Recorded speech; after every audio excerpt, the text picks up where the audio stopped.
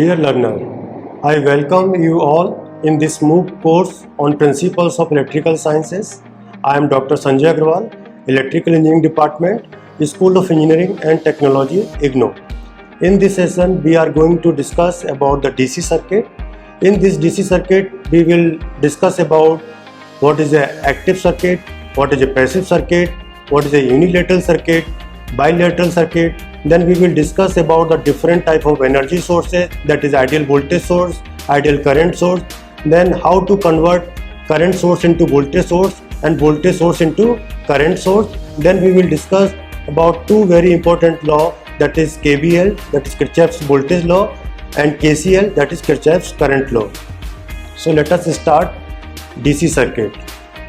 So first of all, we have to discuss what is an electric circuit. An electric circuit is a closed conducting path through which an electric current either flows or is intended to flow.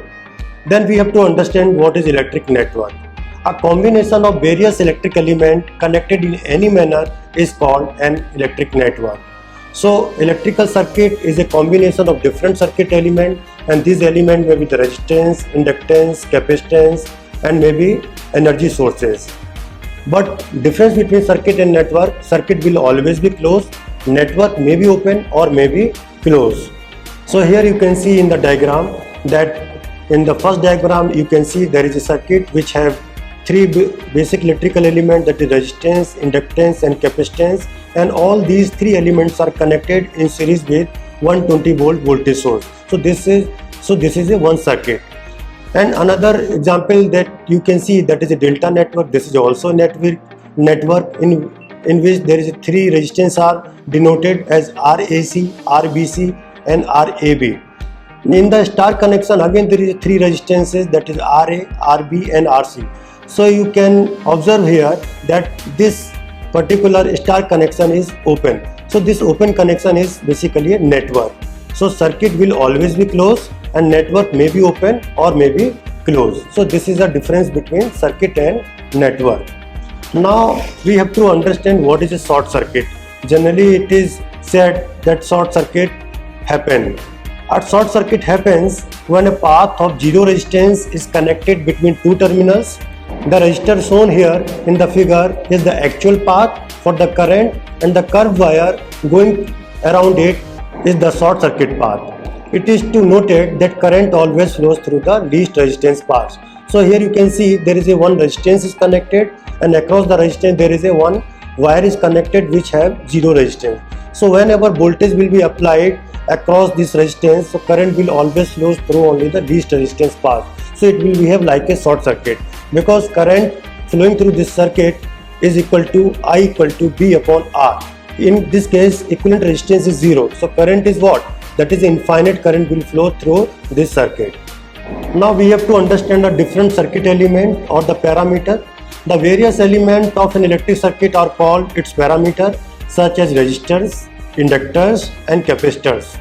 The term circuit element means component and sources. Here you can see the different symbols of the different electrical element like resistance, capacitor, inductor, battery and voltage source and current source. Now we have to understand what is active element, as name is indicative active. So active element are the element of a circuit which possess energies of their own and can impart it to or other element of a circuit. Active element are of two types. It may be the voltage source or it may be the current source. Voltage source has a specified voltage across its terminal independent of current flowing through it, and current source has a specified current through it independent of the voltage appearing across it.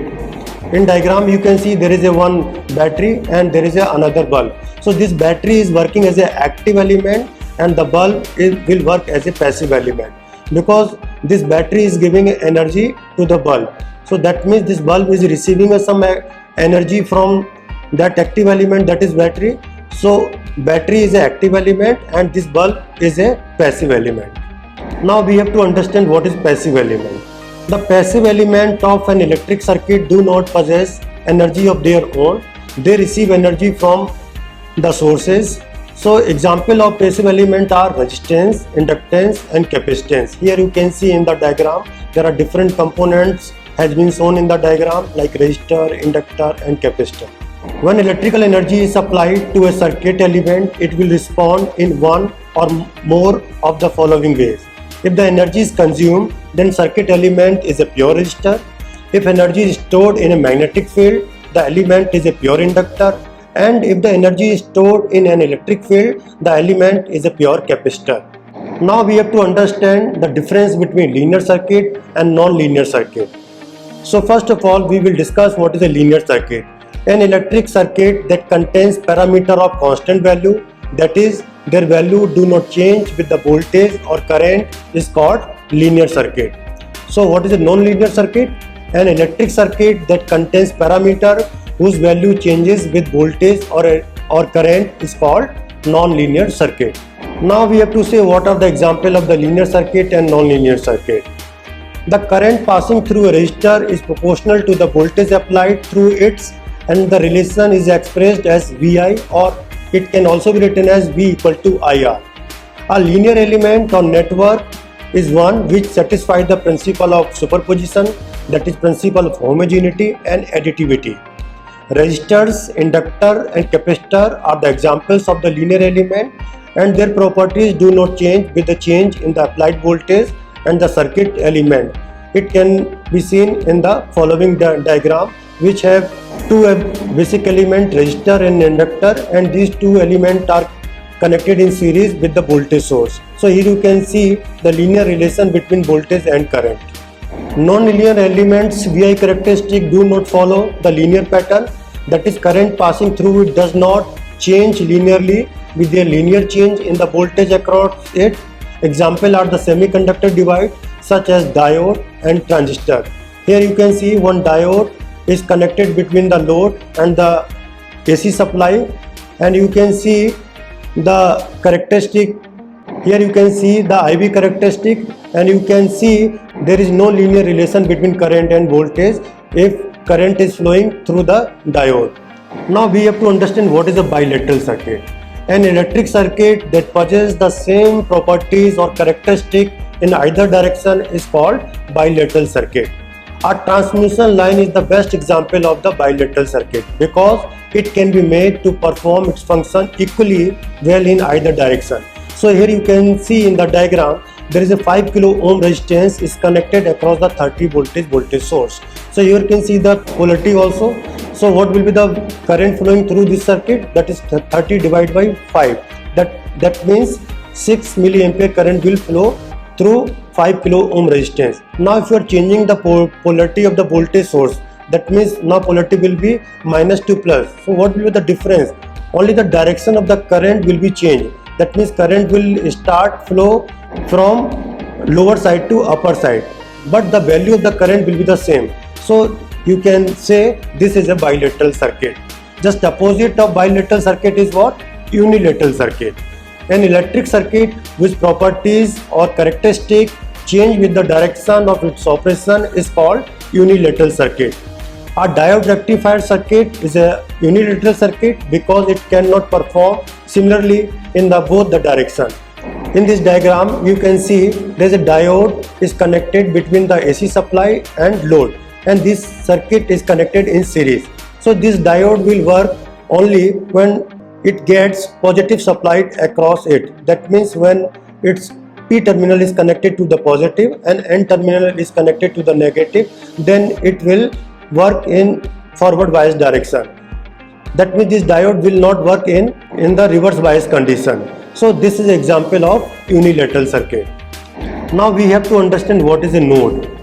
So in the diagram you can see the node. A node is a point in the network or circuit where two or more circuit elements are joined. For example, in this circuit diagram, A and B is the node point. Now we have to understand the another term that is called junction. A junction is a point in the network where three or more circuit elements are joined. It is a point where current is divided. In the above circuit, B and D are the junction. A junction must be a node, but node may or may not be a junction. Now we have to understand what is a branch of any circuit. The part of a network which lies between two junction points is called a branch. So in the diagram you can see DAB, BCD and BD are the branches of the circuit. Now we have to understand what is a loop. A closed path of a network is called a loop. So ABDA and BCDB are the loop in the given circuit. Now again we have to understand what is a loop. A loop is any closed path going through circuit element. To draw a loop, select any node as a starting point and draw a path through element and nodes until the path comes back to the node where you started. There is only one rule: a loop can visit a node only one time. It is okay if loops overlap or contain other loops. Some of the loops in our circuit are shown here. So in the circuit you can see there are 6 loops. Now we have to understand what is mesh. A mesh is a loop that has no other loop inside it. You can think of this as one mesh for each open window of a circuit, or the most elementary form of loop which cannot be further divided is called a mesh. So in this particular circuit there are 3 meshes. Now we have to understand what is a reference node. During circuit analysis we usually pick one of the node in the circuit to be the reference node. Voltage at other nodes are measured relative to the reference node. Any node can be the reference, but two common choice that simplified circuit analysis are the negative terminal of the voltage or current source powering the circuit, or the node connected to the greatest number of the branches is usually called reference node. Now we have to understand what is a ground. The reference node is often referred to as ground. The concept of ground has 3 important meanings. First is, ground is the reference point from which voltage are measured. Second, the return path for electric current back to its source. Third, a direct physical connection to the earth, which is important for safety. Ground node gets its name from the third meaning, but the other 2 are equally important. You will come across the various symbols for the ground as shown in the figure. Now we have to understand what is a voltage source and what is a current source. The sources may be either a DC source or maybe the AC sources. So what is a DC sources? Any device that produces direct voltage output continuously is called DC source. Some of the commonly used DC sources are the batteries, DC generator and DC power supply, which is also called regulated power supply. It is also called UPS, that is uninterrupted power supply. Now we have to understand what is a AC source, or you can say alternating current source. Any device that produces alternating voltage output continuously is called an AC source. Some of the commonly used AC sources are alternator, an oscillator or signal generator. Now we have to understand what is the internal resistance of the source. The opposition to load current inside the DC source is called internal resistance. All DC sources like battery, DC generator or rectifier type supply have internal resistance and is represented by R suffix small I. The equivalent circuit of DC source is the generated EMF, that is E, is in series with the internal resistance Ri of the source as shown in the figure. So here you can see in the figure, that is battery and generator are shown here, and which have internal resistance Ri is connected in series with the voltage source or EMF source. And another circuit diagram you can see the DC source on load. There is a one battery source having voltage E, which is connected with internal resistance Ri across the load resistance RL. So supply voltage, or you can say terminal voltage V is equal to what? It can be written as V equal to E minus I into Ri, if this I is a current flowing through resistance Ri. If you want to calculate the voltage across load resistance RL, it can also be calculated as V equal to I into RL, where I is the current flowing through this circuit. So this load current can be calculated as I equal to E upon Ri plus RL, because these two resistance are connected in series. So equivalent resistance in this circuit is equal to Ri plus RL. Now as I already told you that if now you want to calculate the terminal voltage, this terminal voltage can be written as V equal to E minus IR, or it can be written as I into RL.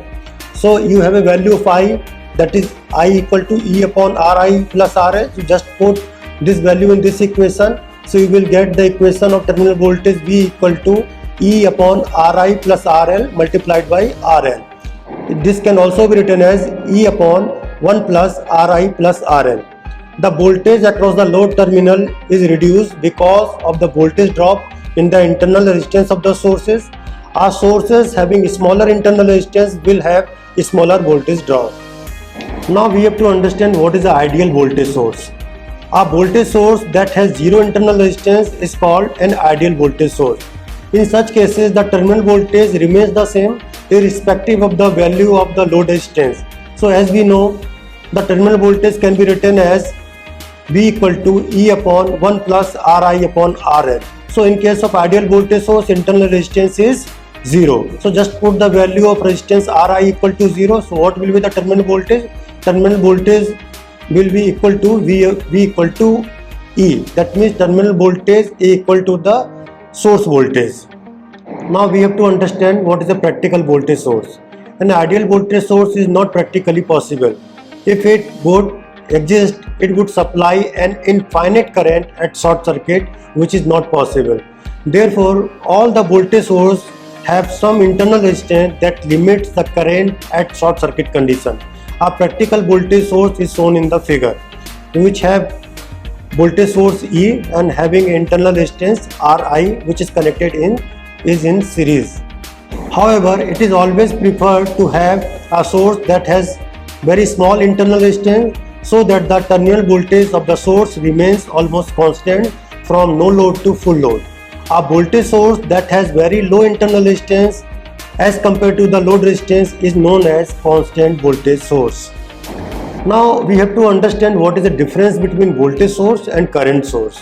In fact, a source can either be considered as a voltage source or as constant current source. When value of the load resistance is very large as compared to the internal resistance of the source is treated as a voltage source. However, when the value of the load resistance is very small as compared to the internal resistance of the source, then source is treated as the current source. Now how to convert voltage source into current source and current source into voltage source. So first is how to convert voltage source into current source. So first find the internal resistance of any voltage source and keep this resistor in parallel with the current source. Then determine the current flow provided by the current source by applying the Ohm's law. In this figure, a voltage source with the resistance Rs is transferred into equivalent current source with a parallel resistance Rs. So Is is equal to what? Is can be written as Vs upon Rs. Now how to convert current source into voltage source? So first of all, find the parallel resistance of the constant current source and place in the series with the voltage source. Determine the open circuit voltage value of the voltage source by just applying the Ohm's law, and as per the Ohm's law you can write voltage equal to Is into Rs. Here you can see in the figure how the current source is converted into voltage source. Now we have to understand what is the ideal current source. A current source that supply a constant current no matter whatever is the load resistance is known as ideal current source. A symbolic representation of such an ideal current source is shown in the figure. The current supplied by the source should remain constant at all the values of the load resistance. Current source is a source that has high internal resistance. Now we have to understand the practical current source. An ideal current source is not practically possible. If it would exist, it would supply a constant current even at no load, which is not possible. A real current source is basically a voltage source that delivers almost the same current at all values of the load resistance. A source that has very high internal resistance as compared to the load resistance is considered as constant current source. A real current source having an internal resistance of 10 mega ohm with load resistance RL is shown in the figure. When load resistance varies from 1 kilo ohm to 100 kilo ohm, the current varies from 1.19988 microampere to 1.1881 microampere. This shows that load current remains almost constant and the source behaves as a constant current source irrespective of the value of load resistance. Now we have to understand what is Kirchhoff's current law. Kirchhoff's current law states that the algebraic sum of the current at any particular node or junction is equal to 0. So you can say at any particular node the algebraic sum of current is equal to 0, or you can say the sum of incoming current is equal to the sum of outgoing current. So here in the figure you can see that incoming current is equal to I1 and I2 and I6, and outgoing current is I3, I4 and I5. So you can write I1 plus I2 plus I6 is equal to I3 plus I4 plus I5. Now we have to understand Kirchhoff's voltage law. Kirchhoff's voltage law states that the algebraic sum of all the voltage around any closed loop in a circuit is equal to 0. In other words, the algebraic sum of all the potential difference around the loop must be equal to 0. So sigma V equal to 0. Here the term algebraic sum means to take into account the polarities and the sign of the sources and voltage drop around the loop. So in the particular diagram here you can see there is a two resistance, that is R1 and R2 is connected with the voltage source Vx. So here you can see the voltage source having a polarity -2 plus, and current I is flowing through resistance R1 and same current is also flowing through resistance R2. So there will be the voltage drop in resistance R1 and R2. So after applying the KVL, you can write the equation Vs minus I into R1 minus I into R2 equal to 0. So you can write Vs is equal to IR1 plus IR2, or you can say Vs is equal to I into R1 plus R2.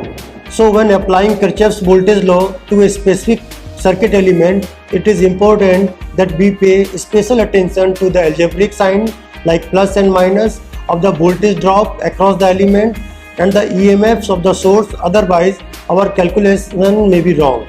But before we look more closely at Kirchhoff's voltage law, let us first understand the voltage drop across a single element such as a resistor. So here you can see there is a one resistive element, that is resistance, and current flowing through this resistance I. So what will be the voltage drop across this resistance? It can be written as V equal to minus I into R. Now you apply the KVL in this particular mesh.